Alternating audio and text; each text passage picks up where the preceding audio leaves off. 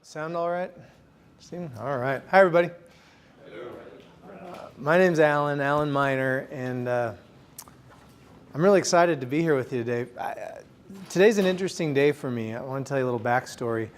There's something about when you walk into a room of chiropractors that's not like any other room you ever go into in your life.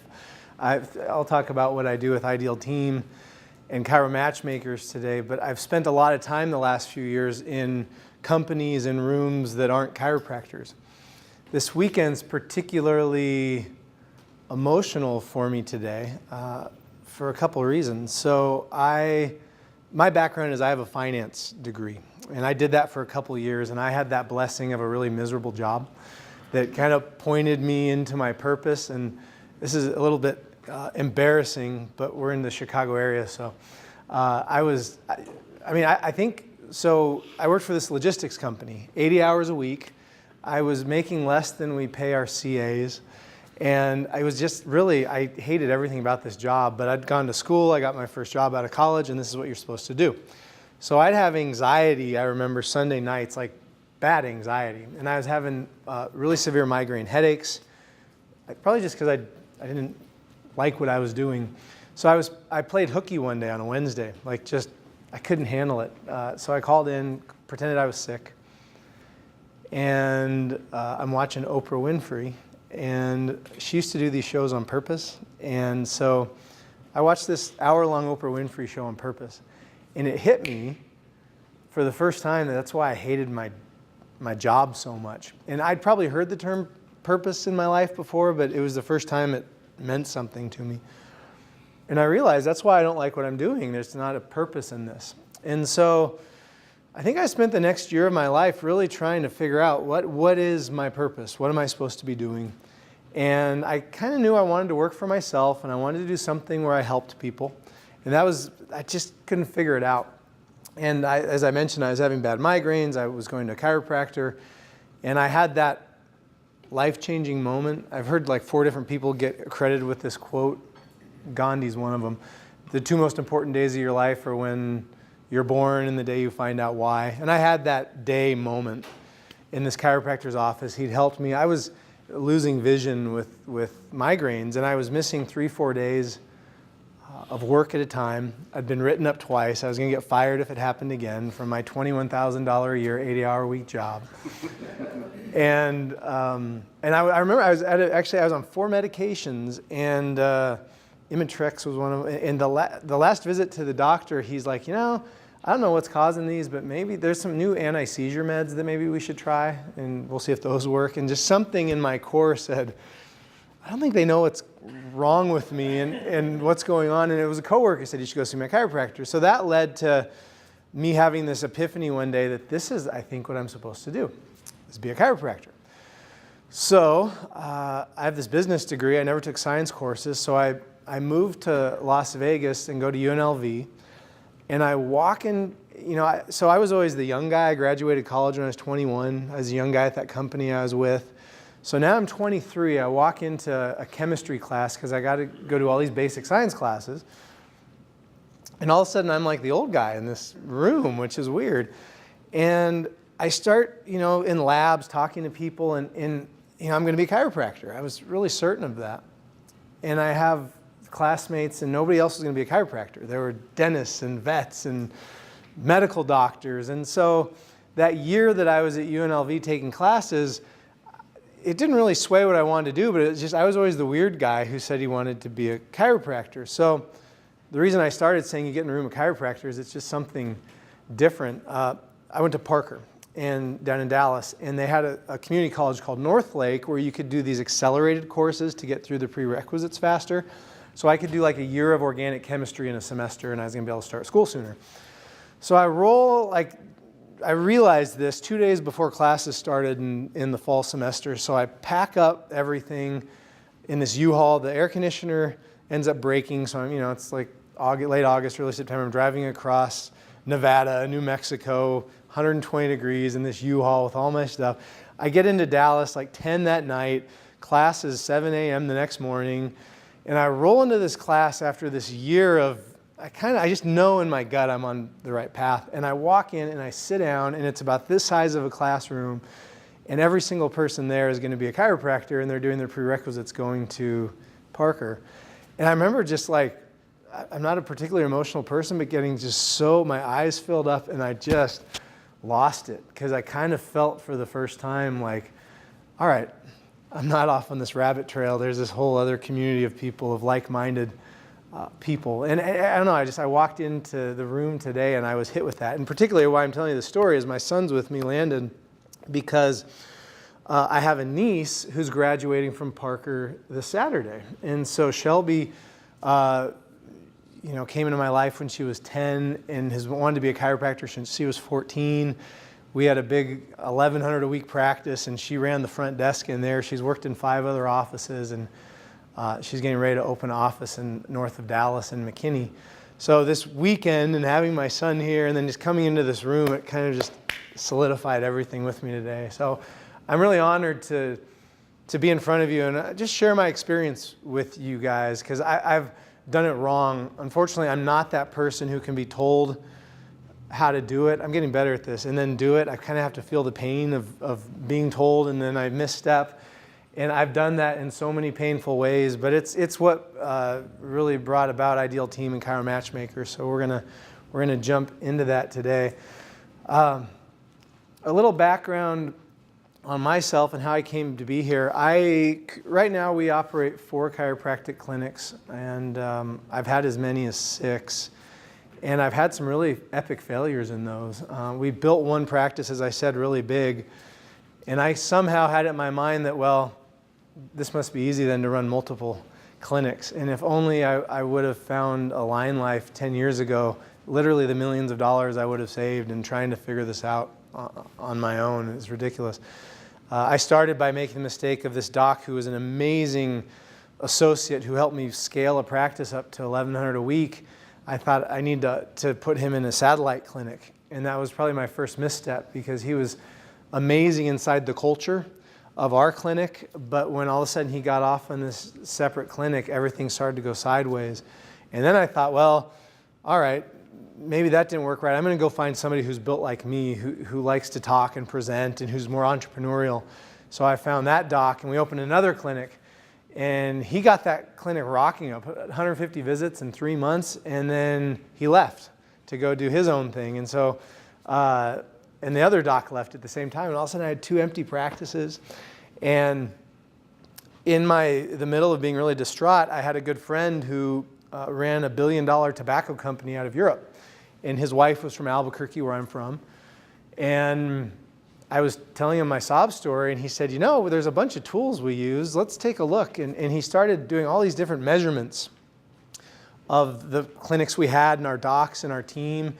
And I'd never been exposed to that. Probably like a lot of you, I'd heard of some stuff like Strength Finders or DISC or Wonderlic, Myers-Briggs. There's different things I'd probably seen in school and along the way. But it was interesting, the insight he started bringing into my practice. So I realized I literally could not afford to have another misstep of building the wrong team and putting the wrong people in place. So I started tinkering around with these tools. And then I had different friends, chiropractors, who would start asking, hey, can you help me with this associate, or can you help me with this CA? And I'm in a business group called Vistage. And so I had other Vistage members who would come forward and, hey, we're looking for a salesperson. Can you help us? Or we're on our 3rd COO in the last year. Can you help me out? And so as I was learning this inside of our company, I started helping other folks, and I realized, wow, this team building thing is literally everything. And especially when you then have systems, like you guys have access to the best systems in the world. Dr. Joe from the stage was talking about the people you put in there. That is the formula. I mean, go to any large scale company that's doing, let's just say, $10 million or more a year. What's going on there? They have repetitive systems that they can reproduce, and they know the culture of their company, and they know the best people that fit into the different roles they have. And as simple as that sounds, that is something you can reproduce and scale and grow. And so we're going to unpack that for you all today and talk about the systems that we use and go pretty deep on those. One thing I will tell you in my experience with my team, I can't emphasize the value of having the systems you all have, the software systems, the partnership with Remarkable Practice, and the systems that Stephen bring into what Dr. Joe is doing with AlignLife. That's 75–80%. I don't know what the number is, but that's most of it. I mean, and what you see in the metrics with AlignLife is those of you who are utilizing the system and engaging in the system to the fullest, we can demonstrate the correlation between those successful practices and the ones that are just dabbling and not fully adopting the systems. These systems work, they're proven, and you don't have to invent them yourself. The missing link then, I think oftentimes, is who are the people executing these systems? And we've defined that really clearly. And if you're like most docs, you've done a lot of this off of gut.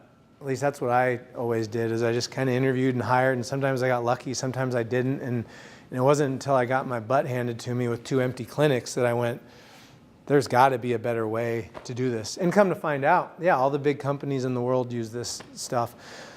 We own 5 different licenses that we use at Ideal Team. So what we've done is, the reason I think most chiropractors have never heard about a lot of this stuff, or maybe heard about it ambiguously, is it's not really accessible to a business that's doing under $5 million a year. It doesn't make sense to go buy these $50,000 and $100,000 licenses if you're hiring somebody once a year or every couple of years.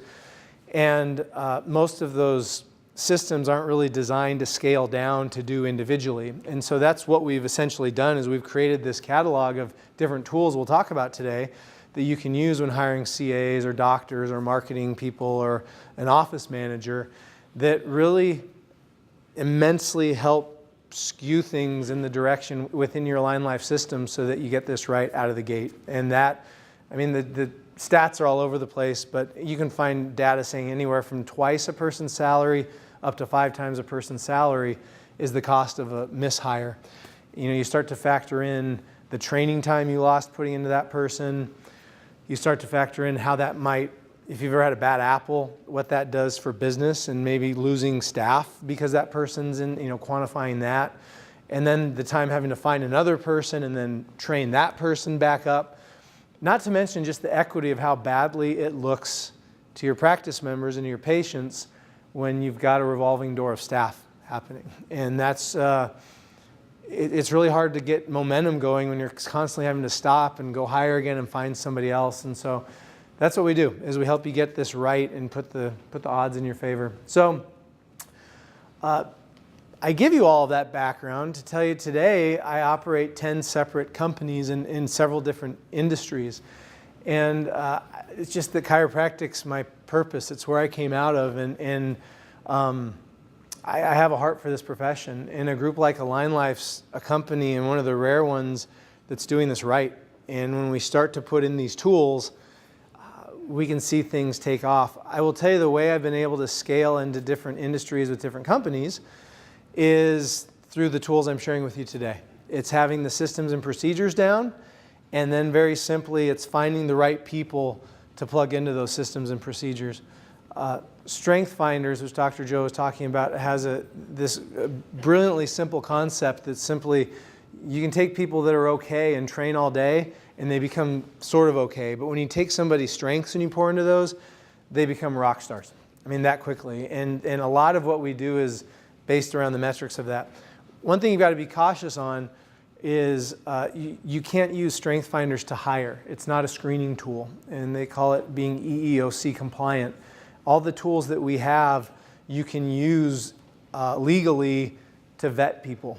And that's where we see sometimes people get in trouble, is they'll try to use Strength Finders in the interview process.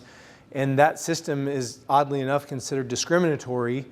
So you need to use systems that aren't discriminatory. If somebody cried, hey, I didn't get hired because of that Strength Finders thing, they discriminated against me, that's actually an EEOC, a valid complaint. And so all the different tools we use, you're covered in that aspect as you're screening people up front. And if you're like me, once you start getting busier, you just don't have the time to sit and interview. And group interviews, maybe some of you do. Those are great for one specific kind of job role in the office, but a lot of times for other job roles, you're really filtering out the best people for the job. So we'll get into all that. This is our team over at HealthQuest. This was my first business that started all of this.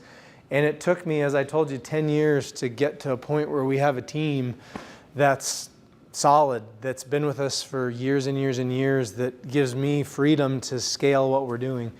You guys can appreciate it. If you always got in the back of your mind, if you're worried about an employee quitting or leaving or who you're going to find to replace them, it's just this energy that goes out into the wrong direction. Another one of the companies that we own and operate, my wife runs, is called Magnify. She's in the white pants here, Wendy.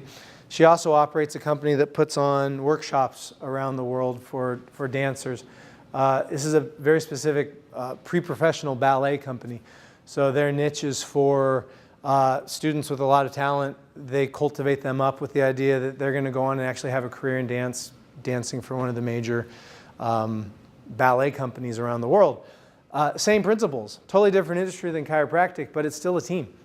And at the end of the day, there's office managers, there's dancers, there's front desk staff, there's marketers, same kind of concept. And when you can start to build job models for who you're looking for, the old Jim Collins analogy, the bus, and then get the right people on the bus, and then get the right people in the right seats on the bus, that's really the secret sauce in all of this.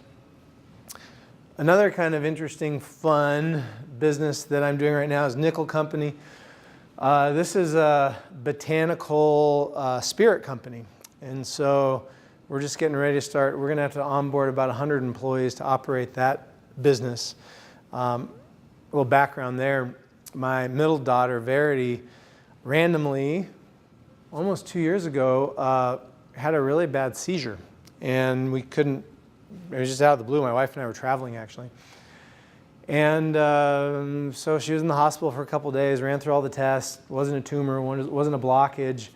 So they really didn't know what it was. There's a definite weird area of inflammation in her brain.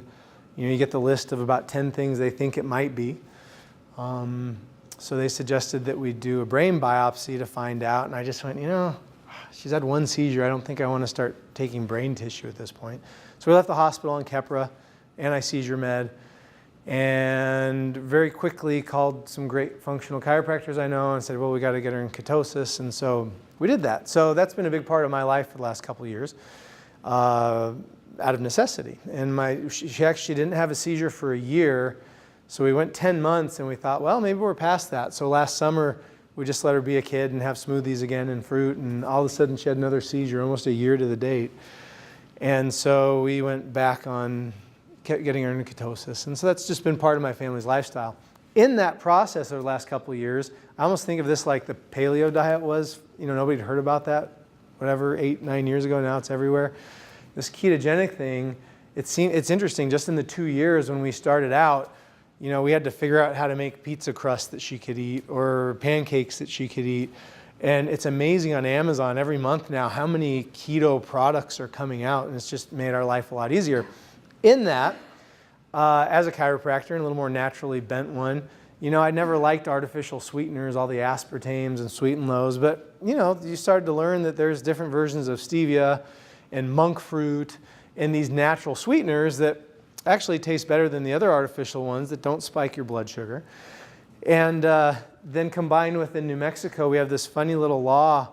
There's this culture in New Mexico where breweries have really exploded because in New Mexico, a liquor license costs about $500,000 if you owned a restaurant and you're going to serve liquor. But if you brew your own stuff, you can get a license for $1,500. So it created this funny little industry and bubble in New Mexico. Well, nobody's done this, has done a distillery though. There's a couple really bad ones, like it almost feels like you're in somebody's kitchen. So where Nickel Company came about was this idea that, you know, like Fireball, that cinnamon whiskey, they don't tell you what's in that stuff. I mean, most liquor, they don't have to disclose it, so they don't. There's some nasty stuff they use. So the idea there is, what if we could create, using some of these natural organic sweeteners we've learned about through the ketogenic diet, what if we could plug those into spirits and be really transparent about what we're doing with that? And that's how nickel company was born. Again, totally different industry, same exact principles we're going to break down today. Figuring out what roles we have on the team, what people would best fit those roles, and then using metrics and tools and data to scrub anybody who's coming across to see if they're a good fit. And then you just have to cross that cultural gap to make sure they fit culturally with you. Anybody have any questions so far? All right. Soon. It's coming. Yeah. Well, I'll tell you, sometimes I just go back to, you've got such a good thing with AlignLife. I mean, all you have to do is execute this and build it up. And what that can do, Dr. Franson always says, step 1 is build a kick-ass practice. Step 2, do whatever else you want. And you guys have every tool possible. I was the idiot who kept trying to figure this stuff out along the way, and it was just so painful. I mean, if you just follow the systems you guys have here, your path to success, and we see it as people come into AlignLife and start implementing these systems, their growth curves through the roof. So diversification, this is an interesting concept, but it's something I've really grown to appreciate. There's this tendency in all businesses, but we're kind of worse at this as chiropractors. We tend to hire people we like and that are like us. It's just this natural thing that we do. So we tend to look at most teams, and you go in there and you kind of end up oftentimes with these teams where everybody's kind of the same. And it tends to go to the extremes. Either everybody's really outgoing or gregarious, and those teams usually are really good at marketing. It's a fun atmosphere. It's a loving atmosphere. But a lot of times the back end of that office is just a train wreck. The notes aren't right. The re-signs aren't being done on time. The details of the practice get neglected. And then we go into teams that have the other issue where incredibly detailed practices. The systems are on point. Everything's happening on the back end the way it should, but they really struggle with the traction on the front door side of the practice. So I started to recognize this in chiropractic offices. We do work with engineering firms, with restaurants, with tech companies. And I started, tech's maybe one of the better industries with this. I started to appreciate some of these teams companies that just go from like zero to tens of millions of dollars really quickly. They have these really diverse workforces. I mean, extremely diverse in age, in color, in sex, in ethnicity, in upbringing. And I just started seeing how there was something to this concept of really diverse teams seem to move forward faster. The challenge with this is you've got a really diverse group of people, right? So that's not always easy if you're not in the business of managing and training people. To have people from such different backgrounds sometimes can be a little challenging at first. The tools we use, we'll talk about today, help you navigate that and help you work through bringing that team together, helping to tap into everybody's strengths. Because the fact is, as StrengthsFinder says, we all have our strengths. And if we have a team where everybody's got different strengths and we build on that, amazing, amazing things happen. When we've got everybody who's kind of similar and we're trying to plug people in to do different things that really they're not hardwired to do, it's where we start to get some real challenges. So I want to do a little bit of some breakouts today with y'all, just to get some interaction going before I dive into this. And I want to kind of have you guys take a minute I'm going to have everybody stand up in just a moment. And what I'm going to ask is for you to go pair up 2 people with somebody you don't know. You know, I don't want you to sit with somebody, and if you know everybody in the room, great, just pair with somebody you don't know as well. And what we're going to do then is just have a quick little conversation from what I started talking about in terms of diversification and your team. And if there's something intuitively, or maybe you've been well aware of, if there's a hole on your team, I want you guys to kind of define that. And we'll use that information as we're unpacking this today. So everybody do me a favor, stand up. It's also good for our bodies just to get us moving. And just change seats, grab your pen and paper, and go find somebody who you don't know real well and pair up with them, and then grab a seat. And we'll go through this.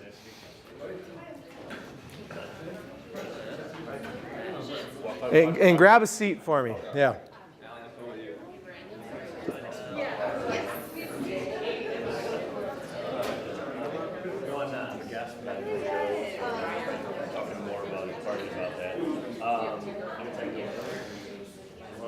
So what we're going to do, everybody, just take a minute, give a little background on each other. And then the obvious one is we're talking about teams this whole weekend. We want to start identifying, there's 2 categories. Is there a big hole on your team that you're aware of? Is there a person who might be in the wrong position that you're feeling? And is there maybe a potential higher, it's back to that whole idea, is there somebody that you're thinking you might be needing here to help move your practice to the next level? So we'll take about 5 minutes. Go ahead.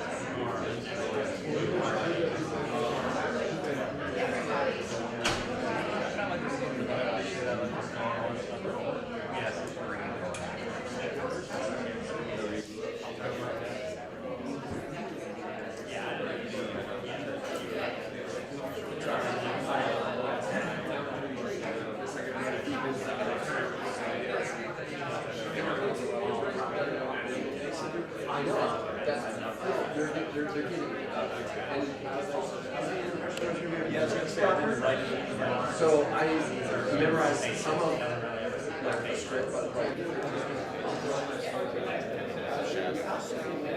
feel like I let a lot of stuff go when it comes to really came into like business stuff. All right, so that was a good question from Tim that's worth sharing is, how'd you phrase that?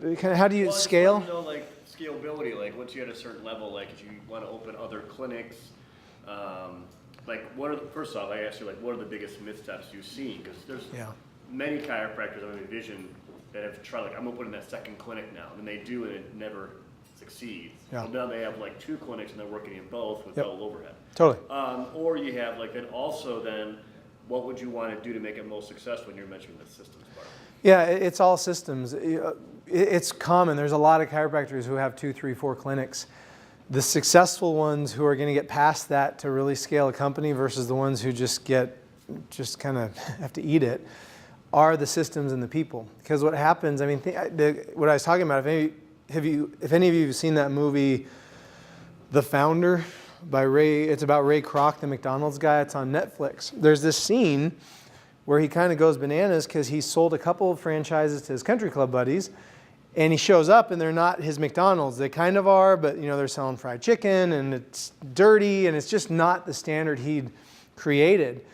And that's where we see offices get into a lot of problems. Is it's not system. If you're starting to open other practices, the systems have to be airtight, because as soon as somebody goes and they refer their aunt to your practice across town, if it's not the same experience and culture they're getting at the other practice, you've just opened yourself up and your brand to some real problems quickly.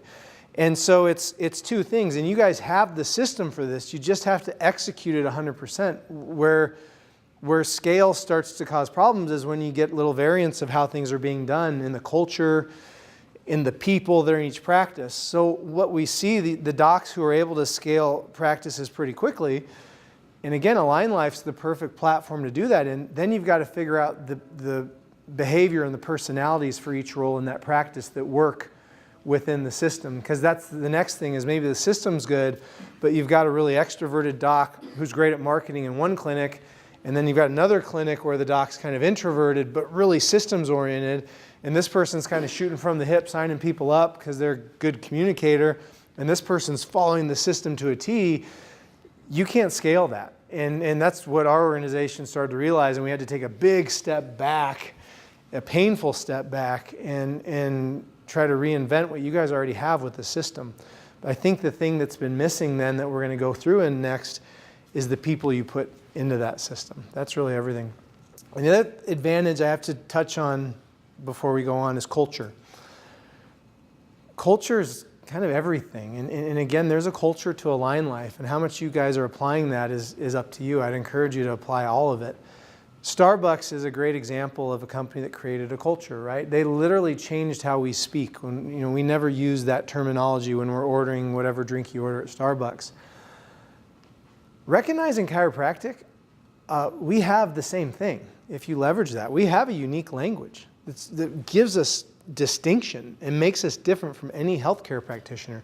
When you're talking about an adjustment or a subluxation or the power's on or let's check you out or whatever it is, I would encourage you to establish that language deeply and to the point that your practice members, your patients are using that language, because when they start to change how they're speaking, you're starting to impact the culture and you're creating a company that has a very specific culture.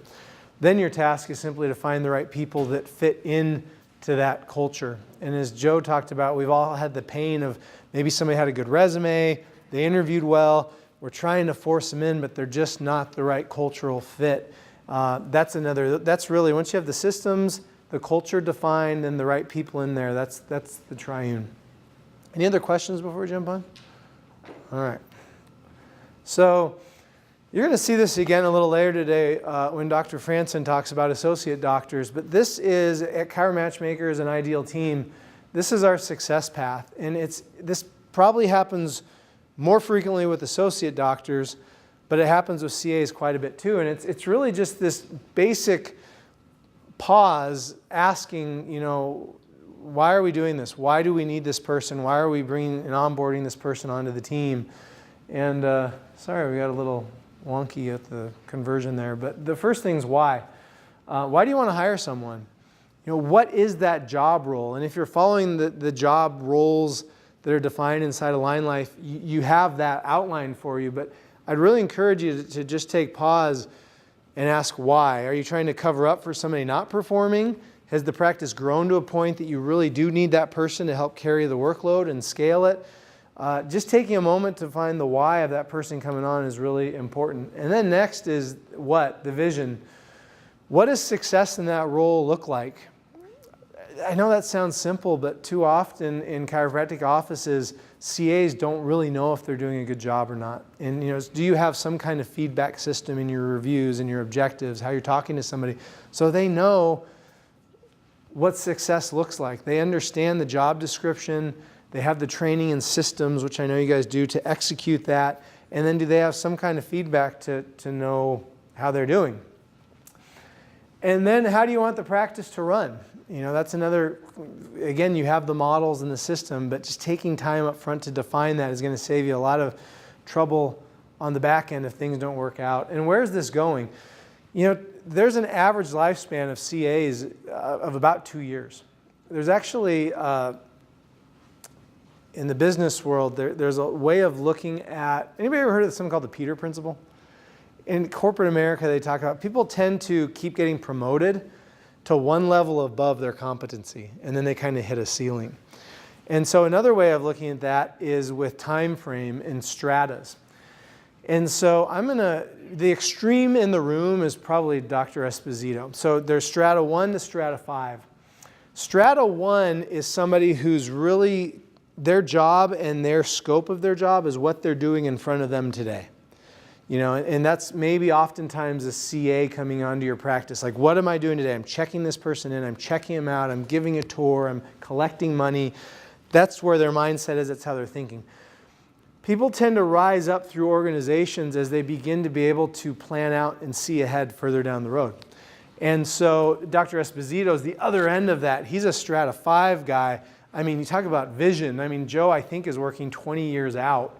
And it's really the genius when I talk about diversity by divine birth order of Cristina and Joe. They exemplify diversity. I mean, you could not have two different people. But you see how they work, because Joe's just constantly pressing this thing in the vision, and Cristina's constantly checking him, you know, and bringing him back in and making sure that this is scalable and operational. And it's a fascinating dance between the two of them, but it's a classic example. You need both.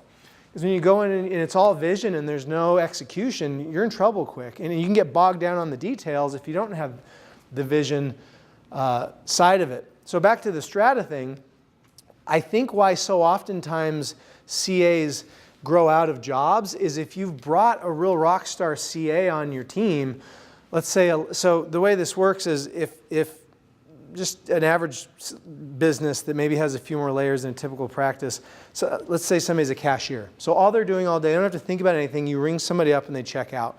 Well, if they do really well, they might get promoted to the next level, which is maybe like an assistant manager. So now they're maybe overseeing what the cashiers are doing. And maybe they have to plan out the shift or maybe the day or a couple days and who's cleaning when. And then that next level is maybe somebody gets promoted to a manager, so they actually have to plan out the schedule for 2 weeks. And maybe they have to order food for the next 2 weeks or month. And so you can see they're starting to have to be a little more strategic in how they're planning out their job. And it's just interesting. I want you to have that lens as we go through these tools that we use for when you're hiring CAs. I think that's why oftentimes really A+ CAs after 1 to 2 years seem to exit. And that's okay. If your job is a front desk CA and that's what you have available, they're going to outgrow it eventually. And so that's why so many folks do so well in our military, because there's such a clear line of ascension for people. And so those of you scaling practices, sometimes that's really, Adriana is an example in the back of the room who runs Ideal Team. She was a CA, and as I've grown my businesses, she's just come along for the ride and has been able to step into bigger positions, and now she oversees and runs this team. So just something a different lens that nobody talks to chiropractors about, that most industries are looking at people from that perspective. And we also measure patience. It's really bugging me. Sorry, that's so misaligned. So we're going to talk about patience, which is a great predictor of how long somebody will be on your team. We can measure loyalty as well. So it's kind of something I want you to start thinking about is what's your priority? What are your values as an owner in your practice? You know, do you need a team that's with you for 10 or 20 years? Well, we can measure those things to predict that we build the right team around you. Or is there some other skill set? Is it more important to you that a person's really extroverted or really able to take charge? There's trade-offs in who we have in our team and the different roles. All right. First, this is one of our tools that we typically use for hiring, and it's a cognitive assessment. This has just really changed our world when we started using this when we onboard a CA. So what we do is two things at Ideal Team. You can either use our tools a la carte to measure, or we have people that just say, you guys do it, and we come in and we find people for you. We like this assessment when you're hiring. And it's basically, they don't call it an IQ test. That's probably not the right term. But what we're doing is there's about 50 questions. It's timed, 14 minutes. And we're seeing how far people get through those questions and how accurate they are. And so we get this bell curve. And this is, if they're on the back end, the smarter end of the world, or if they're on the slower end of that, on the lower end of that bell curve, front side, back side of the bell curve. It measures, there's like math stuff in there, spatial awareness, verbal. What we found for a system like AlignLife, if you hire somebody, have you ever hired a CA and like 4 months later, you're pulling your hair out because you've been through this stuff 10 different times, over and over and over, and they're not getting it, and what's wrong? That's this. And so we literally can tell you, yeah, they're going to be up to speed on everything within 2 weeks, 3 weeks, 3 months, 6 months. So that's why we rely. By itself, it's okay. When you put it in with everything else, it really is such a predictor. And as your practices are busy, we don't have time to spend 4 months going through the same stuff 10 times. But you can measure that up front. So we tend to only really look for people and send people into offices who are in the 50 percentile, maybe 45 percentile or higher. Funny caveat, also you can get the other end where people are too smart. And if you've ever had somebody who's like in the 95th, 98th percentile, those are kind of like the Google people that Google wants. I mean, it's insane how much you can throw at those people, how fast, and it's just amazing how they devour that stuff. Great for certain job roles. Classic CA role, probably not the right person, but anywhere between that 90 and 50 percentile, you'll be blown away when you get somebody 70, 80% and you just start going through stuff and they see it. They're kind of ahead of you. You know, yeah, got it. And you come back and they really do have it. It's a real joy to work with somebody like that, particularly in the front desk. Another license we own, they were talking about earlier in the room, is a top grading license. Top grading is really, I love this. It came from an old book, and it used to be this, and I guess still is, this whole interview system where you'd interview somebody through 5 interviews, and they were hour-long interviews, and you take the spouse to dinner, and you take them to a social situation. Great book, but top grading got kind of smart and said, hey, there's enough technology right now, we can leverage a lot of our knowledge into technology. The reason we like top grading, we tend to use this for office managers, upper level sale, if you have multiple clinics and you're looking at a salesperson, and primarily associate doctors. Couple things, people lie on resumes. I mean, it's just, resumes are kind of a joke. You know, you can say whatever you want on the resume. This is kind of the BS detector of a resume, is why we send in top grading. It takes somebody a couple hours to fill it out properly. And like, it's just interesting. You read through this and the A players just jump off the page. The C players don't. And there's no spell check inside of this. What it does, it goes all the way back to high school. And you start looking through, what did they do in high school? You know, what kind of things did they lead? What were their activities? What happened in college? What were their jobs in their career before then? And what you see is A players start to jump out from the C players. There's this basic concept in top grading that the best measure of future performance is past performance. You know, future success, past success. As much as we'd sometimes like to see, we say we bring somebody on our team and we're going to turn them into a rock star, the fact is they've had evidence of that throughout their career, and you can measure it and you can map it. And so this, like I said, is kind of the BS detector. There's questions on here that ask, you know, your last manager, can we contact them to have a group interview? And it's just funny, you'll just see it as you read their response, as you read through this report. You can just feel like when they're dodging, they'll leave it blank, or they'll start giving excuses, whereas the A players, it's like, yeah, here's their number, here's their name. You know, there's just success leaves clues. Any one of these tools all measure different things, and when you put them all together, you get a really beautiful, round viewpoint into who this person is. This, I think, it's difficult to measure motivation. This is the closest tool we found that does that, because again, past success is probably the best predictor we have of future success. So, and again, you can just tell the person who takes time to fill this out versus the person who's annoyed by it and who's rushing through it. And it's interesting how often what gets filled, people kind of seem to forget what was on their resume, and what gets filled out here, how oftentimes doesn't match that resume that you had. So we love this. We tend to use this for like salaried jobs, just because if sometimes you're hiring a young 20 CA, they really haven't had a career, it's an hourly job. We tend to lean on the cognitive assessments for CAs, whereas the higher salaried positions is where we tend to bring in top grading. Any questions about any of that? Yeah. You said it measures motivation, but I'm sure there's quite a few other like key things that you draw from looking at one of these. What would those be? The next tool is, I think, where we really go deep. So this gives me an idea on their work ethic, their history. The other lets me understand how fast they can process stuff. Then the next tool, the Pro Scan, is where we really start going deep into what you're talking about, and there's a lot to glean. Yeah, Joe? So the cognitive for the CA, that's before you hire, like would you do that if you're trying to pick between the top 2 and say then C, is that like definitive or just another tool? It's another tool, because again, what we'll get into with the other behavioral stuff, you know, you've got to look at the whole puzzle here. You just to try to just take any one of these things, you're neglecting other things that could be. You could find a person behaviorally who's perfect, But this suddenly, the one before tells us, all right, they fit, but it's going to take me 6 months to get them up to speed. So you would use that if I got 2 left and I have 5 applicants and I have 2, you wouldn't use this necessarily to be definitive. Maybe you may say, I'm going to go with Michelle, test her and see if she... Yeah, this test piecemealed is $50. So this is when somebody hires us to find a CA, we don't talk to them. This is the first thing that goes out. And if they're not on the back end percentile, on to the next person.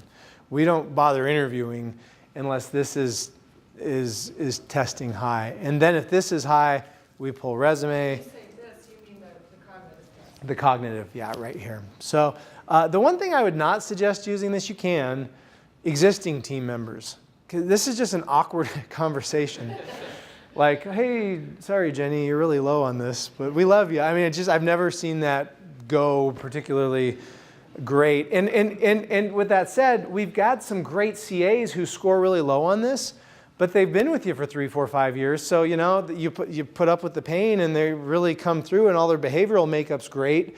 And they're loyal and you're not going to leave them. So that's why this is really these first 2 tools are front end really before sitting down.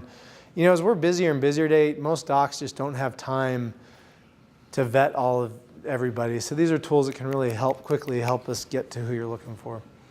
All right, so then this gets into where we need to go next. This is the Pro Scan. Let me see. All right. So I'll start here. So the background on this is ProScan was, we've done 7 million of these. This guy made it in the late 50s, early 60s. It's crazy if you do this. I mean, it takes you 4 minutes to fill out, and we get like 25 pages of data, and it's kind of one of those things like, this is the coolest thing. All the research on it is done at the University of Colorado and the University of San Francisco. We've done over 7 million of them now around the world, I think 20 different languages, and it has a 96% accuracy rate. This is this is such a great tool to use before you interview people. It changes how you interview, and it lets you know immediately if who you're looking for the position isn't the right person, so you don't have to figure that out in the interview. Yeah. How similar or different is this to the DISC assessment? Quite a bit. DISC is an open source, so there's like literally 40 versions of DISC. And then DISC, to my knowledge, is not EEOC compliant. So that's one of those. The whole deal is you can't discriminate when you interview. And so some of these, for whatever reason, the way the language is set up are considered discriminatory and others aren't. And so DISC we've had some of our clients get into some trouble. You know, if somebody says, they didn't hire me because of that test I filled out, you can say, yeah, that's correct, and you're covered. Also, DISC looks at some of these 4 basic traits, but on the back end we're going to get into, there's quite a bit more that we can analyze as well. So let's talk about that. And we're going to go through the different job positions in the office and how this would apply is what we're going to break down for you all today. So there's 4 cornerstone behavioral traits that we all have. Dominance, extroversion, pace or patience, and conformity, or we call it systems. And in your Say those one more time. sure, they're written up here. Dominance, or take charge. Extroversion, how outgoing somebody is.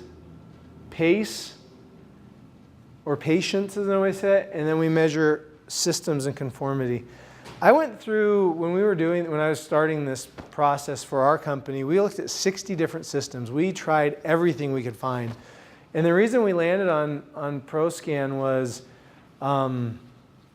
it's faster than anything and gives such pertinent information for a chiropractic practice. So the typical, to put a license in place for a company, the low end's $10,000, the high end's $50,000. So that's what we do in a lot of big companies, $5, $10, $20 million companies, is we'll just give this tool because they have a whole HR department and they're hiring a lot. What we love about ProScan is they let me use it for the whole chiropractic profession. So I have the license to represent our profession, and they let me do it one at a time, whereas most of the other systems wouldn't allow that. So dominance we'll talk about in these different roles. There's a couple other things we measure too. Logic, how people make decisions. There's feeling-based decision makers and fact-based decision makers. That might depend on what role we're looking for. And then energy style. You know, there's just really, for a chiropractic office, if somebody's not 4 or higher, we're in a high energy business, and you can measure that. If you've ever had a CA where you took them to something like this on a weekend and they're like wiped out the next week, or you give them 3 projects and they just can't get anything done, you can measure that on energy immediately versus the person who's up here who, you know, they're here, they're back in the office at 6 a.m., they're staying till 8, they're just go, go, go powerhouse. So you can measure that. So this far left scan is what we call the basic natural self. So that's, you know, we're all kind of hardwired how we're hardwired. That doesn't change drastically over our life. And so that's what that far left measurement is. You in the Garden of Eden without any pressure, without any stress. This middle measurement right here measures your priority environment or the stress in your world. So in this talk, we say there's 6 major areas that create stress in a person's life. Finances, health, family relationships, spousal relationships. There's a social aspect to it. Also, somebody's values are being compromised or challenged. We'll see movement. So what happens is you have how somebody's hardwired, then you drop them into the world they're living in that day, how much pressure and stress is going on in their environment at that time. This is an incredibly useful tool for your existing CAs. We have many times where something comes up and you weren't aware of it. Because remember, these things come from other areas of life, not just work, but finances, from health, from relationships. And so what happens is, based on the stress, people start moving around how they're naturally wired. So this person, whatever was going on, they're below the line, and I'll talk about this in a minute, on their dominance, meaning they have a little bit lower dominance, but they're feeling the need to bump that up for some reason. And the challenge is, the more that you have to change who you are, the more of an energy drain that starts to create on you. Back to that Strength Finders idea. If we just can get people in the role where they're naturally built for it, it doesn't take a lot of energy for that person to do it, and they really excel. Versus when you have to be something you're not all the time, it's a drain. And I would argue there's probably some CAs on some of your teams who are having to do things that they're really not wired to do, and it's draining them, and that's where job satisfaction drops. So you start changing around who you are based on the pressure in your environment. And then over here we get to measure how much of an energy drain that creates. Once that energy drain goes past 2 sigmas, that's like warning, warning, something's going on here. And this person's fine. They're moving a few things around, but they've got plenty of energy to deal with it. Not a big deal. But you start getting a practice member who's on burnout mode, or a spouse who's on burnout mode, something needs to change pretty quickly. Good warning sign. So then we take those 2, you merge them together, and we end up with this outward self. Where I fell in love with this was I'd hired a couple different people, and I just thought I was hiring this one kind of person, and they're who I needed. And 3 months later, I'm going, who is this? Like, this is not who I thought I was bringing on the team. Where did all this come from? That's what this to me is almost like it pulls back the curtain like the Wizard of Oz. So we know how somebody's going to be down the road. People always go back to who they are. You know, especially when people are changing jobs, there probably is financial stress in their world, and just a lot of different stresses that come that they have the need to change a job, and they're suddenly interviewing with you. So a lot of times, if this green chart does not match the blue chart, it's a big warning sign that this person, they're going to end up moving back to this once the stress changes, and the stress will change. And so it's been really helpful for our offices just understanding, am I getting who I think I'm hiring? Or is there some kind of curveball that's going to be coming at me down the road? Questions? Is this an evaluative tool that you're using like ongoing with staff then too, or is it just on the onboarding process? We have offices use it always. We like to use it every 6 months, just mainly for this check-in. We have some great employees that, you know, sometimes something comes up that we didn't know about, and all of a sudden there's this huge change in their stress, and it's a great opportunity to sit down and, hey, you know, what's going on? Is there something in your job? Is it somewhere else? And it opens up a dialogue and a conversation. So, yeah.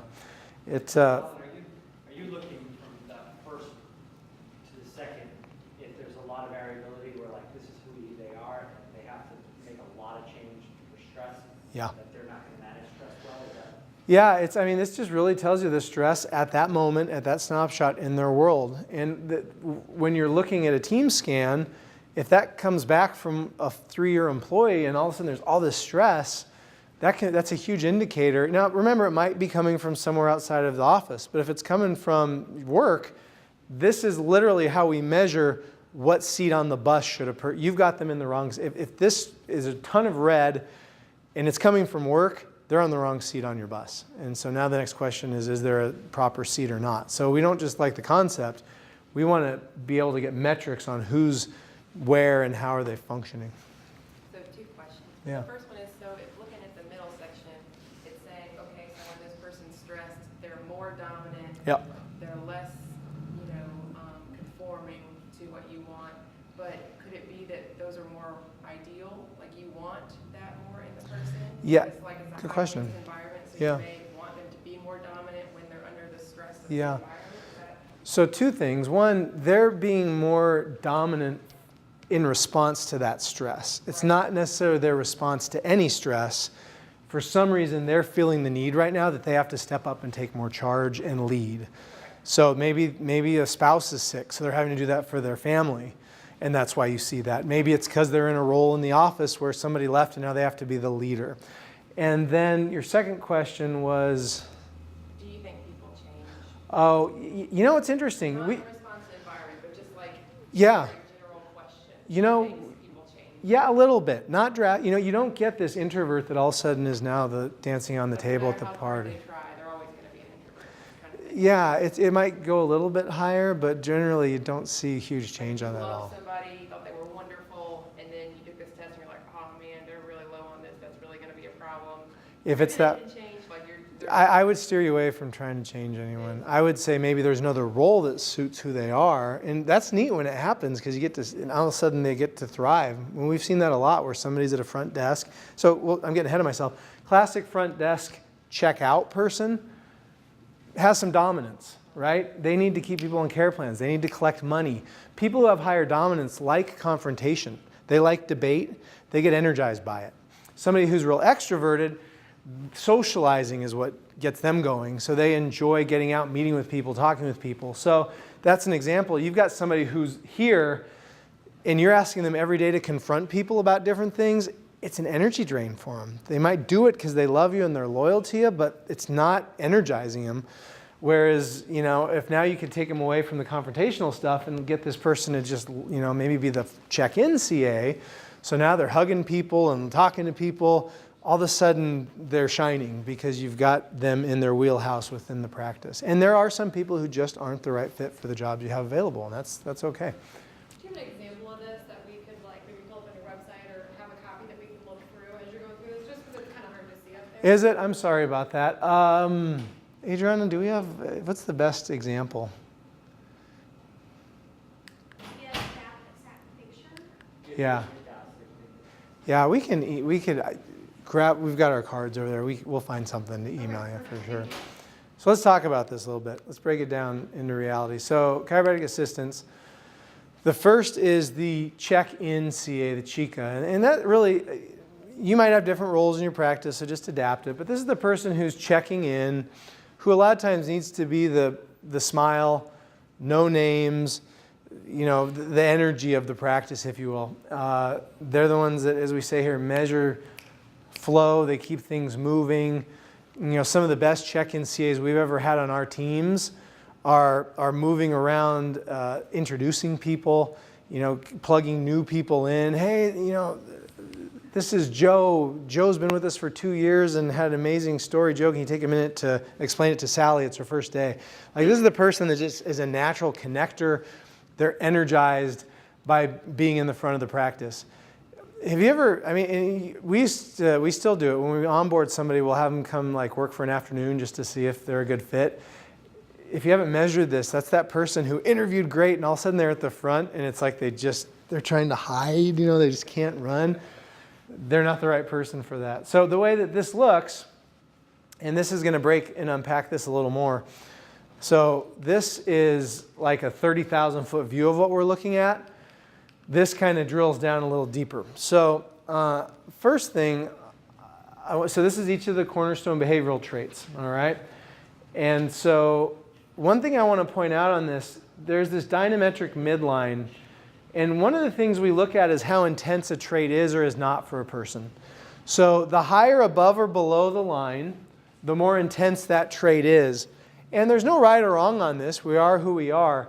The closer to the line, the more a person can change around that trait without having an energy drain. So for those of you with one staff person in your office, it's probably a good idea to somebody that looks a little more like this profile, because they can kind of be a shapeshifter, if you will. So this is a person who can, because remember what I just said, think of, if they're close to this line, they can adjust this without a lot of energy drain. So for instance, dominance, the top box says intimidating, bold, forceful, abrasive, commanding. Sounds like Donald Trump, right? So imagine if he had to come down here one day and all of a sudden be contributing and obliging and peaceable. Like maybe he could do that. It's huge energy drain for somebody like that to change who they are. Whereas somebody who's right around that midline, if they need to step up and lead and take charge, okay, they can do it. And they don't just fall apart with an energy drain. And then move everything, just so they can Oh yeah, sure. grab the screen. Oh, good call, Jim. Come all the way up. See if that helps you a little bit. Do you want to do in the front? I think it's just size is the issue, really. I hate when they say that. I would still move people back a bit, and then just refocus back towards you, so that you can try to fill the screen and then we can refocus. Well, I think that's about it. Yeah, maybe get a little closer, but I don't know. Yeah, we gotta go back just a little on that. Yeah, you should probably see a little better there. I'll move back just a hair. I can read the other one. This one's. The problem is the graphic Yes, is the fonts. too big. I don't know, I don't have a problem. Feel free to move up too. And I don't mind if you just walk up and look while we're talking. If we just had copies, I think that'd be perfect, then we can look at it later. Because I just want to study it, but I can't see it, so. Well, why don't everyone come up and just stand around here? Let's just look at it.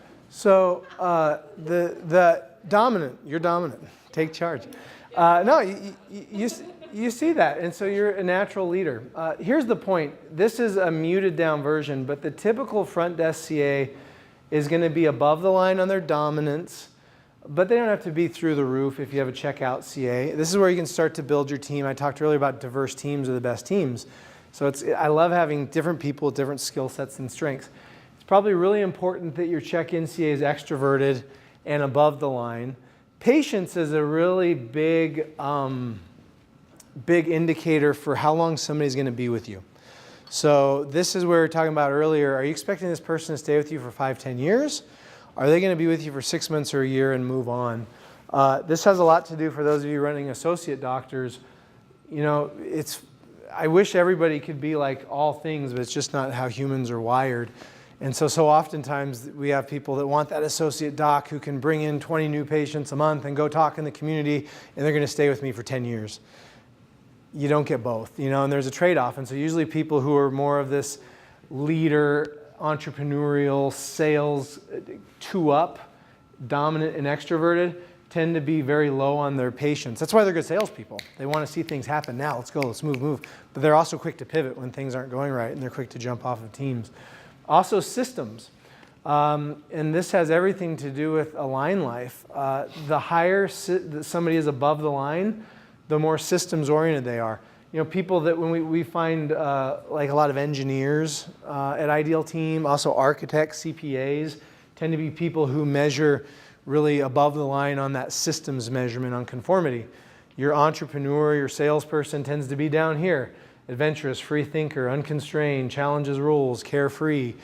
So again, if you've got a salesperson, I probably want them to be 2 up, 2 down if they're out marketing for me, and I'm going to incentivize them with bonuses to do that.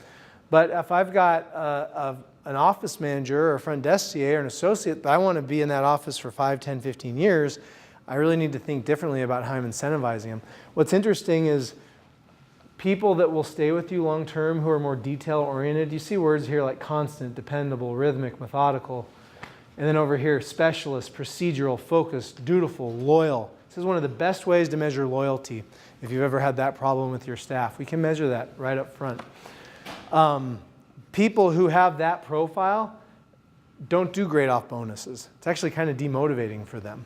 What motivates them is a solid paycheck and a solid job, and they know what's expected of them, and they know the systems, and that's far more motivating to them than somebody who's working off a commission. And so often with compensation for teams, some people might respond really well to bonuses and other people just really don't.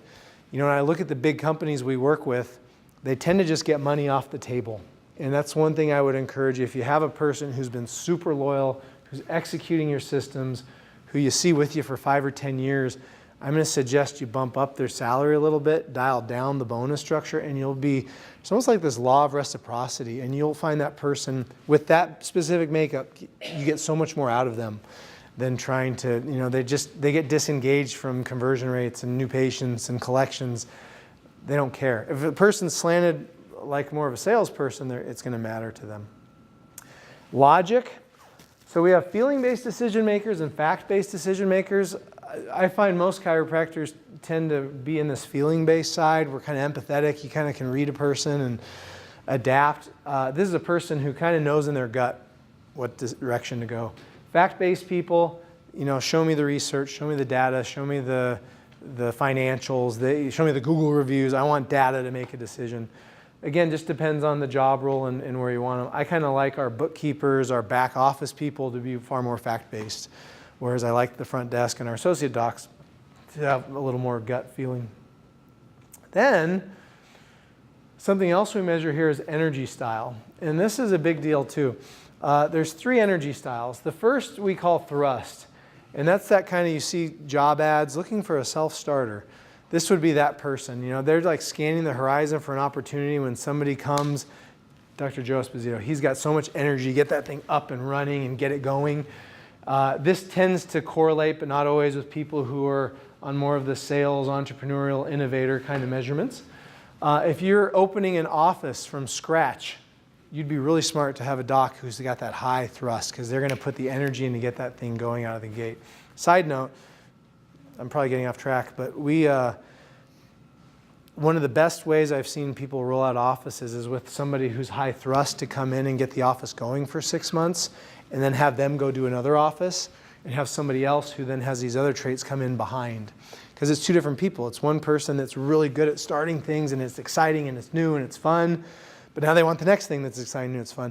And there's somebody else who then can step into that really gracefully and maintain it and slowly build it and bring stability to that. So it's just a different way of looking at things. For docs or office manager? Both. Last one I did a scan on, and she was office manager type. She's not a chiropractor, but she was like this one is showing super high, and the energy and the thrust was like that through the roof too. Yeah. That's someone good to launch something. Yeah, great to launch. Those people need to be stimulated with new things, new ideas, and that's a great opportunity. These other 2 traits, this A is allegiance. That's a loyalty trait. The most loyal people you will ever find make great spouses. High A and high conformity. Those are people you have to kick off your team. They won't leave. They're just loyal people. Their word is their bond. If they're going to do it, they're going to tell you. They're going to fall through what they say. And then the S is sort of, I call our COO trait. So I'm just going to pick on, I haven't seen Christina's scan, but in theory, Joe would be all thrust, all vision, where we combine the word steadfast and tenacious into the word tenacity. So that if Joe can conceptualize the airplane, Christina's going to spend the next 5 years designing and testing out every single system to make sure that that thing flies and is safe and gets off the ground. And you need those 2 people working together. So these high S people, incredibly detailed. That's why I see like COOs, general managers, people who are making sure your system is executed regularly in different places, that kind of person. And then you get this energy. Think of that like the size of your gas tank or battery. And as long as somebody's about here up in a chiropractic office, they usually do fine. You start getting people who are on that low energy side, and they're low energy. You feel that in your practice. Questions before we move through them? You guys starting to track with me now? Making sense? Cool. Again, the problem is if you're like me, you kind of just do this off gut. And a lot of times you might get it right, but then sometimes you misstep on it. And for somebody, as Dr. Joe mentioned earlier, you look at the research you spend on a piece of equipment you might buy for the practice, it pales in comparison to what you're paying this person as a salary. It's your biggest investment is your team, and to take a little bit of effort on the front end and energy and cost and expense to make sure you're putting the right people on your team, it will just pay back who knows how much over in an ROI. All right, check out CA. Boss of tomorrow, guardian. You know, this is a person we're going to tend to want to see dominance somewhere above the line. And this is where oftentimes front desk people get overwhelmed. If they don't have dominance, they might be really high in extroversion, really sweet and loving, but they really struggle at asking for money or getting somebody back on schedule when they missed a care plan or dismissing somebody from care if they need to do that. If it's an office manager and they're having to fire people, probably want them to have a higher level of dominance just because it's going to be more comfortable for them to do so. Maybe that's you.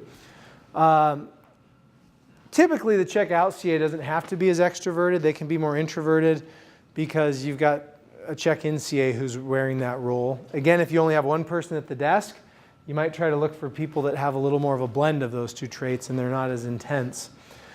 And then these are detail traits. So a lot of times for that checkout CA, these are people, you know, that are tracking finances, visits, scheduling, map, detail things. So we want them to be higher on their patients, these two detail traits, higher on the systems side of what they're doing. You notice this person's incredibly loyal, very high energy kind of a person. This would make a great checkout kind of a CA. This would make a good office manager too. Everybody with me? Cool. How are we doing on time? We're good. Next is the back office CA. Detail, detail, detail. You know, this person really shouldn't, they might be interacting with people on the phone a little bit, but they're not interacting with your customers, with your patients. So their dominance doesn't need to be particularly high. Their extroversion doesn't need to be high. What's interesting too, I should speak a little bit, we've done this for so long now, in not only in chiropractic, but for other professions. We know right away there's percentages of how people are wired. Dominance, if somebody comes and really needs high dominance, on average that's about 5 to 8% of a population. So if you need a high dominance office manager, that might take us a little longer to find that person than if you need somebody who's higher on patience and conformity and systems. That makes up roughly 60% of any given population. People tend to be a little more introverted, a little less dominant, higher on the detail traits. If you're ever looking for associate doctors, 70% of chiropractors have that kind of a makeup. They tend to be more introverted and they tend to be lower in dominance. Great clinicians. We see the same with medical doctors. I mean, detailed, systems oriented. And again, that's where somebody partnering with AlignLife, you know, a lot of the marketing side of things, the system side of things, it's all laid out there for you so that somebody can really jump in and lean on their strengths. I like, in our system, these for our associate docs because really high loyalty. These are people who that Ray Kroc example of McDonald's, I can show up at the practice and they're not doing their own thing all of a sudden. You know, they're executing our system, they're showing up. People that have a high likelihood, if I give them a good home, of working a career with me, brings a lot of stability into what we're doing. Great clinicians. And then that tech CA. So again, a little different in every office. I love this. This is what everybody wants for the ideal associate doctor, by the way. This is another, what is this, about 8-9% of the population? This is what everybody wants. The associate doc who will let you be the boss, but who's outgoing and conformity and systems oriented. 8% might be high. I think that one's 4 or 5%. If you have an associate doc that fits that profile, man, pour into that person because they really can. They can go represent you in the community, but they're loyal. They're following your systems, your procedures. That high patience means they're predisposed to stay with you they're patient. You know, they're not looking for things to happen right away, and they don't have that inner tugging to make things happen as much. Also, a lot of times for tech CAs, you might need, or sometimes offices that do rehab and whatnot, you need somebody who's technical, but who's able to interact with people pretty, comfortably, if you will. And then the new business development. Any of you have this kind of a person in your office, like marketing kind of? That's where oftentimes when you're going, offices that do dinner talks, and maybe you have somebody doing the dinner talks and the doc's not doing them, or going out in the community, networking, building leads. That's this new business development kind of a person. Now, I was telling you earlier, the real loyal person, motivated by a nice steady paycheck. You're better to pay the person extra and not lean so heavily on bonus, and you're going to get more motivation. This person is the opposite.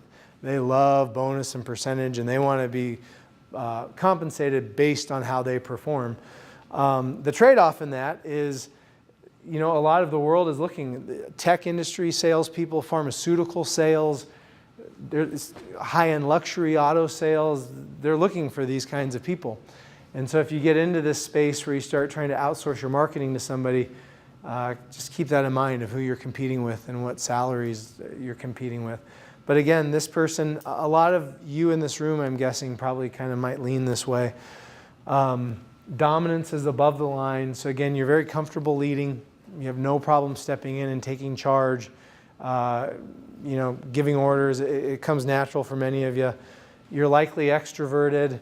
Those of you who had to build a practice on your own with screenings and talks and networking in the community and being on boards and community engagement, that's very natural for you. And then patience, the innovator profile, which this person doesn't have a lot of patience. So you see things, they're active, spirited, restless, impatient, mobile, dynamic, seeks change, lively, makes a great salesperson, can make a great associate doc if you're seeding practices and maybe investing in practices, but if you're trying to have somebody operate systems, sometimes this can be a challenge. We love these kinds of people for marketing in the practices because they like being compensated on, man, I went out and I got 10 new people and I see how I benefited from that. They see the practice growing quickly. And then the systems person, they're not really a systems person at all. Avoid detail, free-spirited, flexible, creative, unconventional, individualistic. So I want you guys to start to apply this lens to how you're building your team. Question? So let's say you didn't have this test, and so maybe for whatever reason you were just asking people questions. Yeah. Do you think that people like know themselves well enough to say where they might fall? Like if I was looking at this right now, or do you think that people are generally surprised by what their score or their report is afterwards? It's kind of, I think you could ask the same question. How many people have a high level of self-awareness? Okay, so you never asked. Yeah, no, it's sort of the same. And I don't know, I'd say probably half. You know, it seems like some people kind of know themselves and who they are, and some people just are kind of clueless to how they come across and who they are. And I think, you know, you're getting into that. It helps when we've seen this and outline. I think people start to go, I think I'm this, I think I'm that. Remember, when we give this to your team or to somebody you're hiring, they don't hear this all unpacked. So it's really interesting how they answer these questions, and then you get this back and people are going, how do they know all that about me? Yeah, Joe. I think they're not going to tell you. Well, The interview, maybe, if it was an interview, oh yeah, I'm an extrovert, I love that, and and then Yeah. take the test and say, Yeah, I get that. I was looking at that and thinking, I'm this or that, but then I'm like, well, am I? I don't even know if I took the test if it would actually show up. Yeah, it's interesting to see. And again, that's why that first with the blue, the red, and the green, if you start to see a big discrepancy in how people are measuring and coming across, that's some insight that there's almost some confusion on how people are trying to present themselves to the world and how they feel people are perceiving them in the world, most definitely. Interesting conversation. Self-awareness really kind of sums up this whole conversation. Self-awareness for yourself, for the team you've built around you, and for who works inside of the system that you guys are putting into place is what this comes down to. do you recommend that the leader do this on themselves so you know where your strength is? Yeah, definitely. So yeah, let me talk about that. How we do this is a couple different ways. We piecemeal it, or we do it for teams. We charge $250 to do a pro scan, but for AlignLife, for Dr. Joe, we do them for $150. And Adriana's here at a booth. All we need is a full name and an email address, and we email that out to your team. And it takes them about, like I said, 4 or 5 minutes to fill it out. And once we get whoever's back that we're doing, then we get on the phone and we go over them all with you all. And it usually takes us anywhere from 30 minutes to an hour and a half. And we'll go through everybody on the team. And it's an interesting conversation, particularly if you're trying to figure out and get some metrics on who needs to go where, who you're looking for, should I move this person from this position to that position. So Is this per person? yeah, we do. So for AlignLife, it's $150 a person, and that's how that works. The top grading and the cognitive tool, we charge $50 a piece when we send those out. And then when people hire, we use all three of those on our end. And so if somebody's looking for a check-in CA, we go over this scan with the doc, with the owner, and we build out who, and we define who are we looking for you. So, and you decide, well, I'm looking for this kind of a person with these traits. So then we write up a job description that embodies the characteristics that hopefully will attract more of those people in. And then as they apply, we give them a cognitive test. If that's high enough, then my team does an initial interview. If that sounds like a fit for who we're looking for you, then we do this. And so if all that's checked out, then we send that to the doc and say, all right, doc, for your front desk CA, here's Janet, or here's Jim, here's Jim's resume, here's his cognitive tool, here's his behavioral profile. He's a perfect fit on paper, time for you to interview. And so our goal is to have you sit with 3-4 people.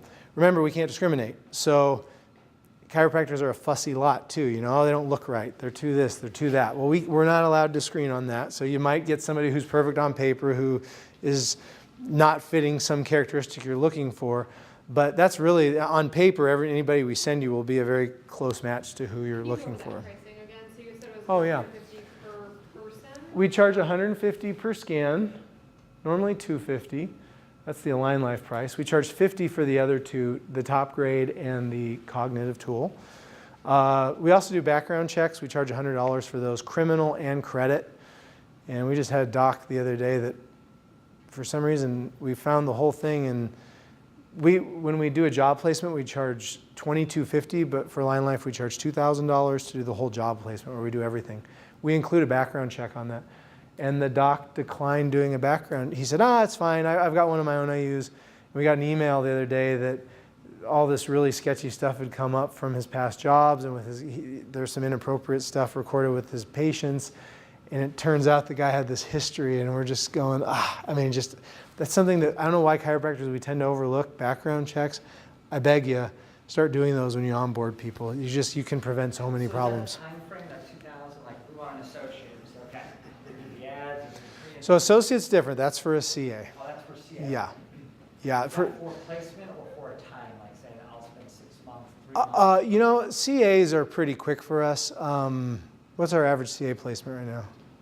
1 to 3 months, just depending on what you're looking for. Yeah. Sometimes in 2 weeks. Yeah, if you're looking for a super, like I said, the percentages, that's where it might take us a longer. One other variable I'll tell you that we've learned is salary. If we're not getting enough applicants that are qualified enough, you get what you pay for.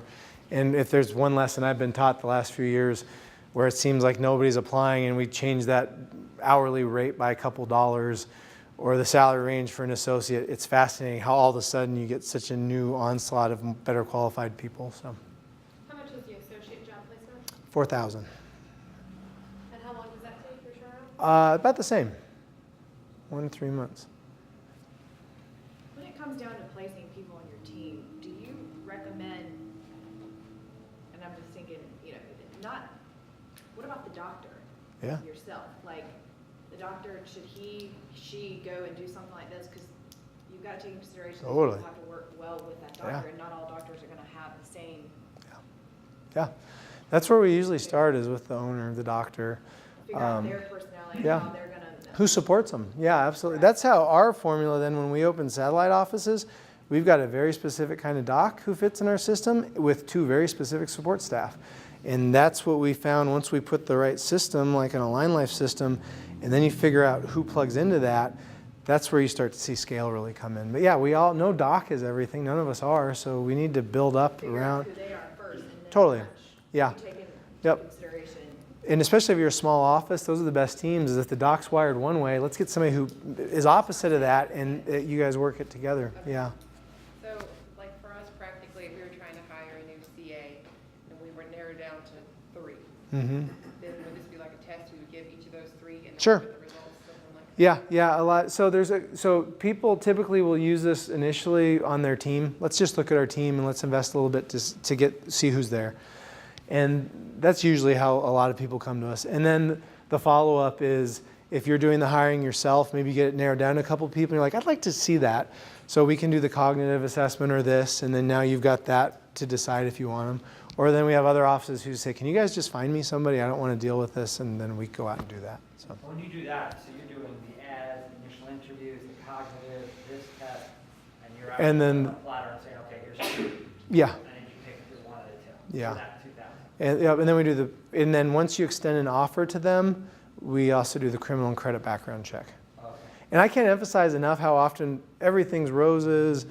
They measured good in every test. They interviewed beautiful. You found your new person. We send in that criminal credit background check, and they don't want to fill it out. Or I mean, it's just fascinating to us how often that happens. And I'm like, it might be a little frustrating, and that's why sometimes these placements take a month or two. But oh my gosh, the headache you probably just saved yourself.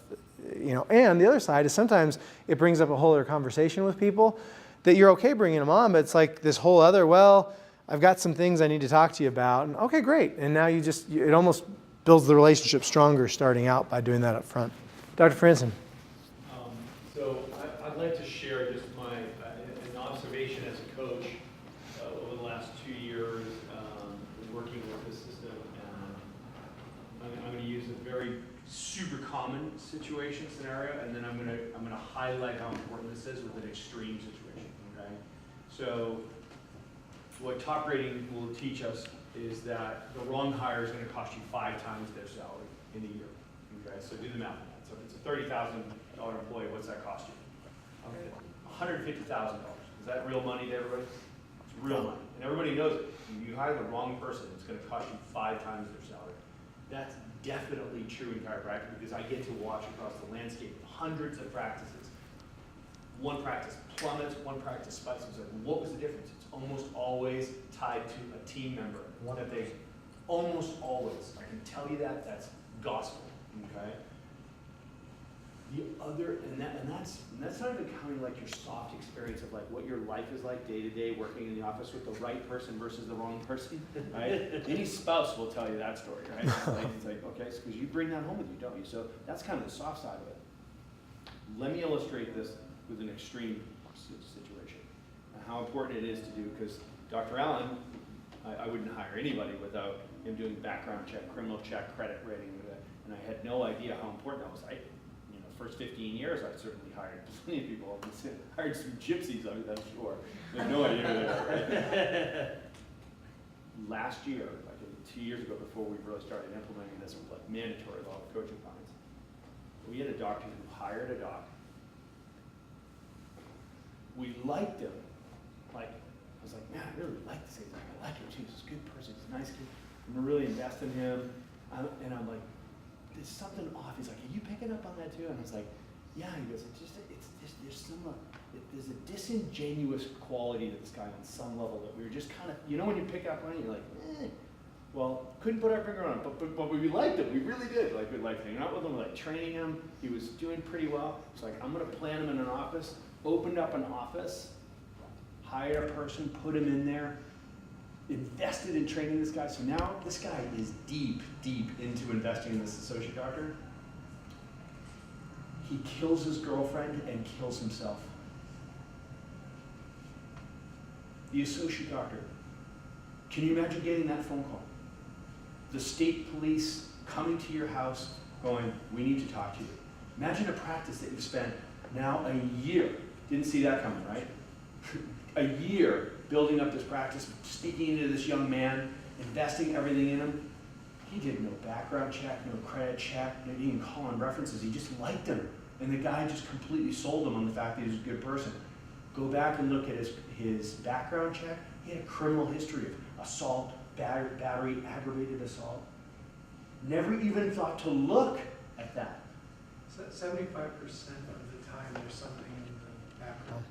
And it's interesting too on the credit in the criminal how often like fraud stuff that somebody's filed something and that pops up. I think that number is a little lower. It's like 65% of the time there's a prior something on the record that was a clue for you that if you don't run that you miss.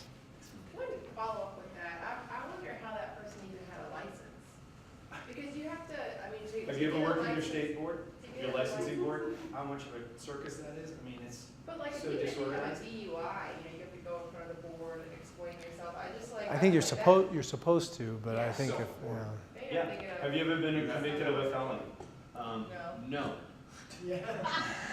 That's crazy, That was because easy. for me, I would think if it's a practicing chiropractor, I might not think to do a background I check, assuming that the board and the license, all of that's in place. Well, it's to just push That's it. my point entirely, because all of us, we know our parts, we know our history, we know, we love all chiropractors. Yeah. And next thing you know, I mean, it could be anybody, it could be a chiropractor, CA, massage therapist, a trainer for your office, anybody that you're going to be working with, you gotta check it out, this technology's in place, you don't have to do it, it's just like, yeah, they check out, they're great, whatever. But if you don't, man, just that one little thing, you're like, for $100, I could have known something otherwise I would have no visibility into. you know, our biggest challenge is it's kind of easy when we're finding the person because you don't really meet them till we present them to you and we know everything's a match.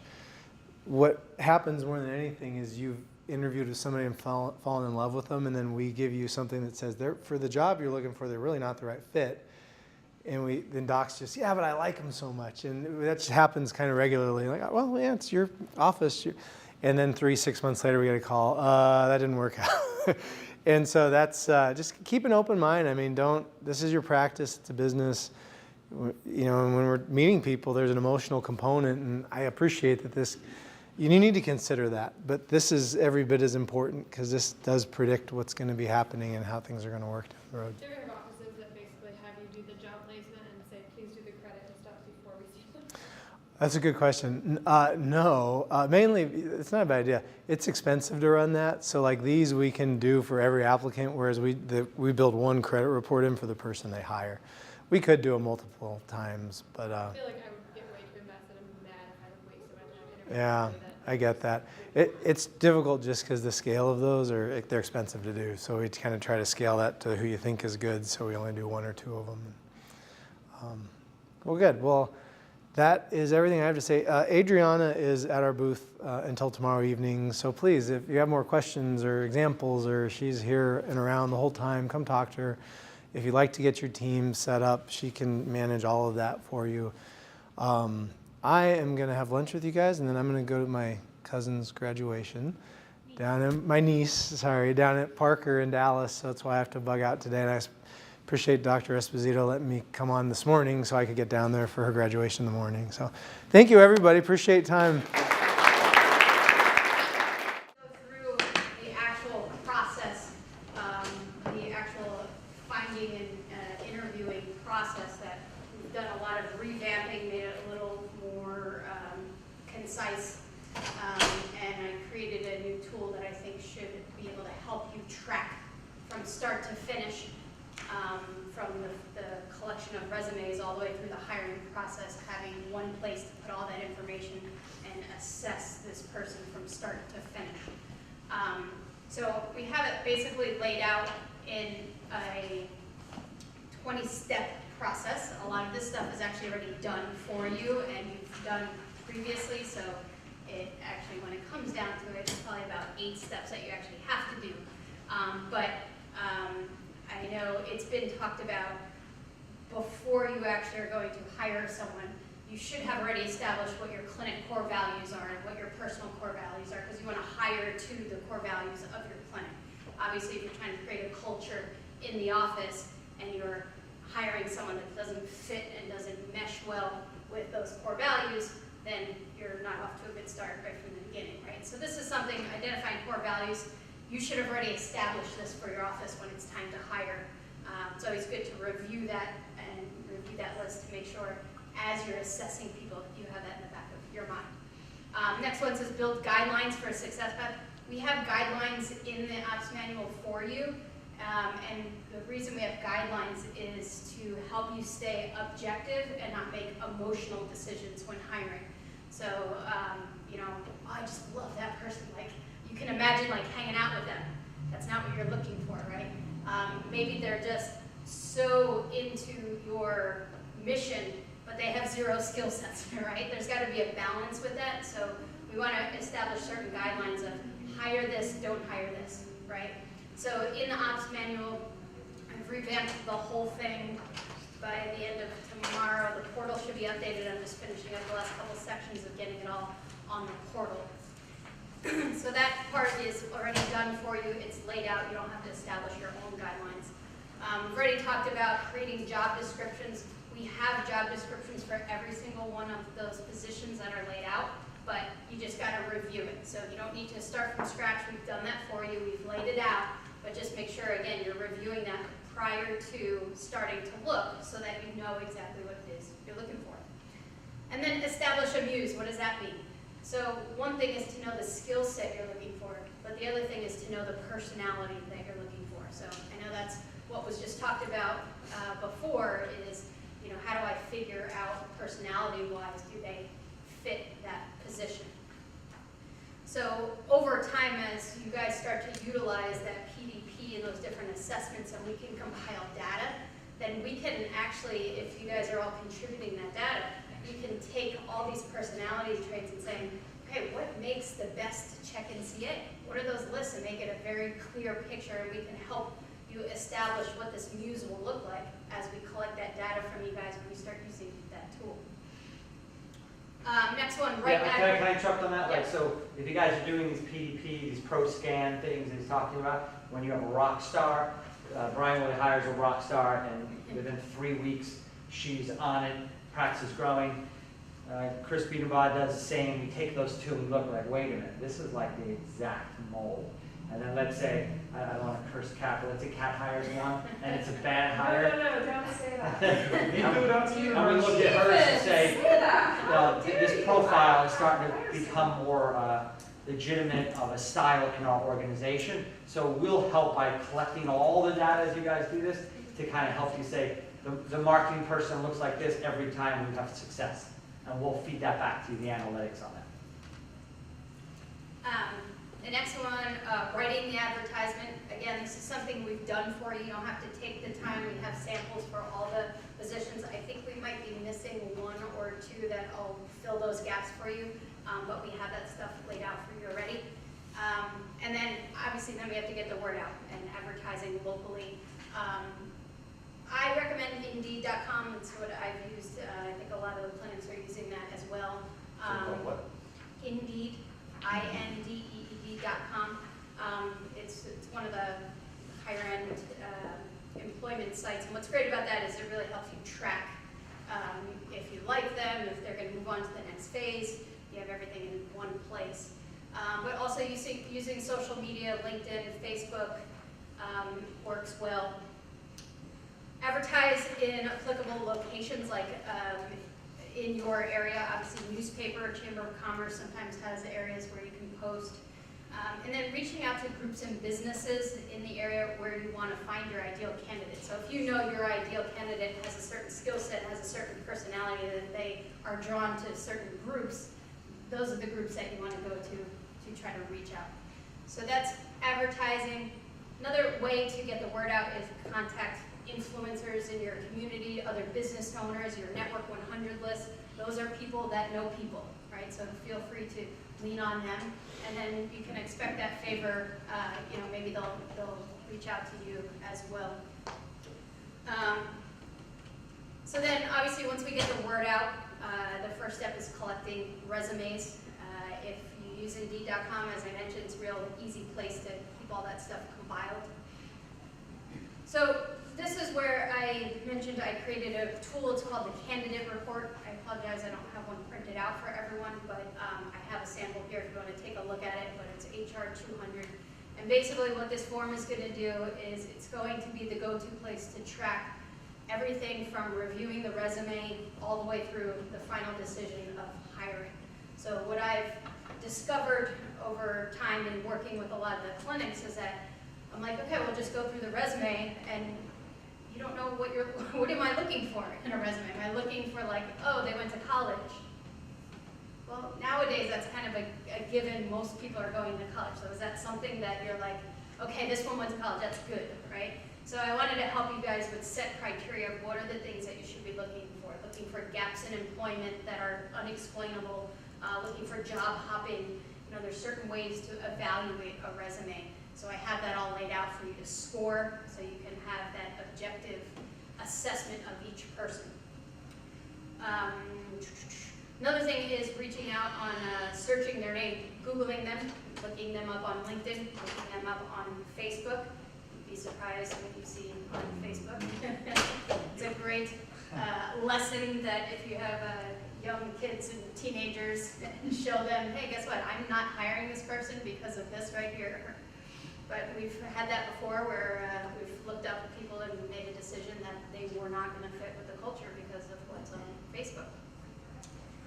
Next step is emailing the potential clients. So we provided a templated email for you that is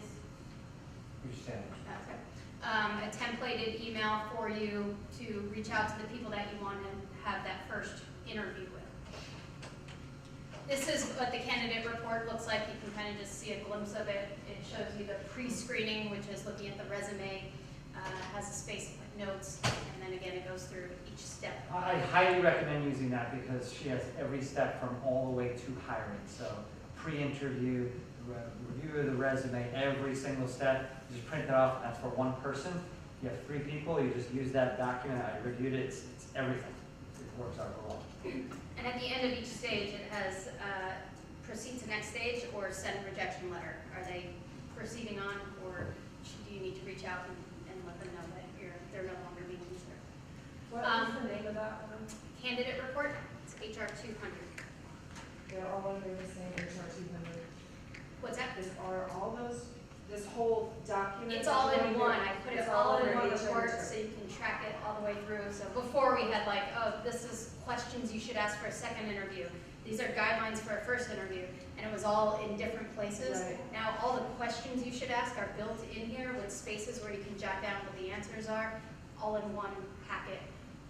So you're not scribbling on resumes and sticky notes and stuff like that.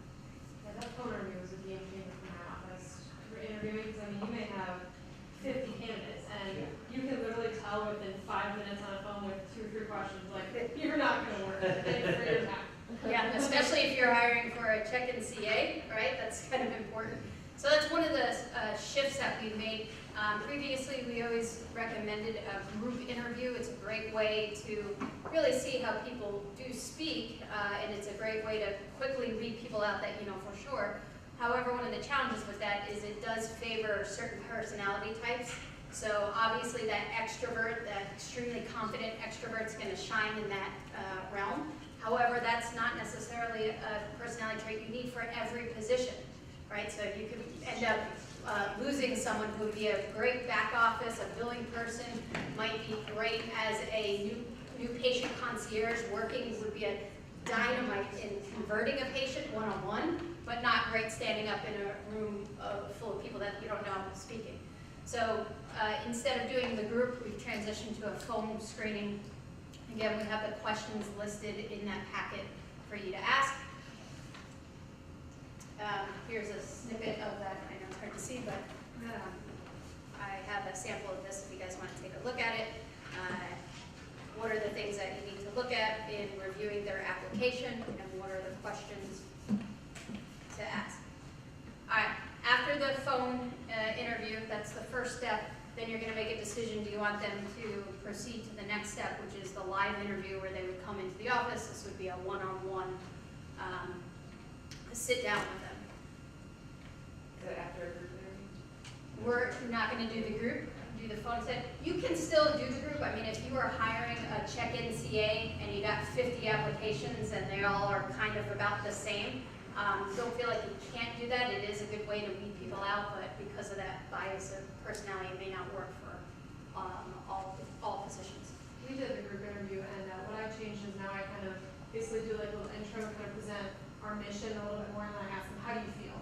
You still kind of get not so much the personality presenting in front of everybody, but still answering the questions. You kind of feel them out a little bit. Once you've done the one-on-one and you've been able to weed more people out and you're narrowing it down and you're getting closer to make a decision, it's really important at this point that you do reference checks. And this is something that, I've always thought, I'm like, I don't really see the value of this. Like, obviously, I'm not gonna give the list, like, if I didn't mesh well with my previous employer, I'm just not gonna list that name, right? But it also tells you something when the person lists 3 references and they're all friends. That tells you something, right? It tells you something if the last person that they listed was their employer from 12 years ago. It tells you something. I also thought that you couldn't ask a lot of questions, but the reality is you can ask whatever you want. It's a matter of what they're able to answer or not. And there's some really key questions that we have included on that candidate report to help understand how that person engaged with coworkers, how they contributed to their previous jobs if they're listing previous employers. So a lot of value there. Next thing is the personality test. So as was just talked about, the importance of that PDP, the cognitive assessment test, doing those things prior to the hiring process to help weigh in on your decision. Check candidates' credit and background check. It's another thing that I think some people kind of skip over, but if you think about it, especially with anyone who's handling money in your office, right? The person that is working that front desk, and let's get in this room, but I know there's some people that have had issues with people and staff with money in the past that became a major issue. So a person should be responsible in their own lives with money if you're going to expect them to manage the finances of your clinic. So that's the biggest thing on a credit check. On a credit check, yeah. It's like a terrible credit. They're terrible with money. Yeah. Yeah. Terrible with discipline, terrible with, it tells a lot about a person. The credit is just, unless they have one incident that was bad and they had a bad part of life and everyone's been through something, and that's different. And then also if you're hiring an associate, making sure you're looking up at the state boards. Have they had complaints against their license? Have they had any issues previously? One final step in this process that's really going to give you an idea of how are they going to work out in your environment with your office flow. Can they handle the pace of things? Can they handle the 9 moving parts that are going on? Is to do a working interview.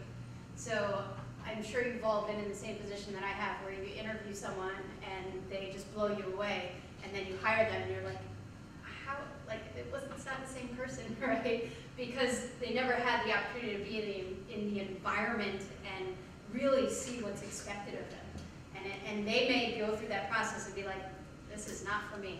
And as much as you hate for that to happen, you'd rather it happen at that point than 3 months later. So that working interview is very important. Have them come for maybe 2 hours and shadow.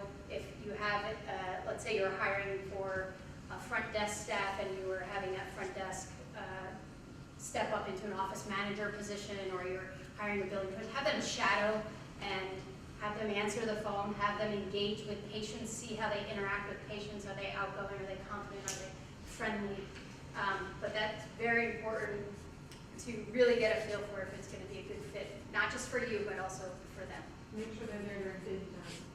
Yes, great point. You don't want them, it's not like a training, you don't want it downtime so you can sit there and train them. You want it to be as busy as possible so they see the reality. So once you've got all that data compiled in the report and you're able to look at it objectively and you're ready to make your decision, you want to send an actual official offer letter that has in writing that we're offering you this position, the name of the position. You'll add what the compensation is, benefits and things like that in an offer letter, which we provide for you as a templated offer letter. And then you'll start the onboarding process, and that onboarding process, I believe, will be going over tomorrow with Dr. Franson. So all those steps, don't worry. I, of course, made a project manager task list for you, so you can just pull that in. Everything's laid out when you're ready to hire. Everything from start off reviewing Section C, read through those sections, get a good overview of the process in case you haven't hired in a while, but it'll take you through step by step everything that needs to happen. So I know that was quick, but I wanted to steal a couple minutes because it has changed. We've simplified a lot of that flow for you, and I want to make sure that you saw some of these new assets that we have. Any questions? So basically, to start the hiring process, you go to project manager, load the template. The template's going to say, print off the N200. Is it going to take you through all of that from the project manager template? Okay. I just want to say thank you. This is awesome. That's amazing to have. You're welcome. Awesome. Thanks.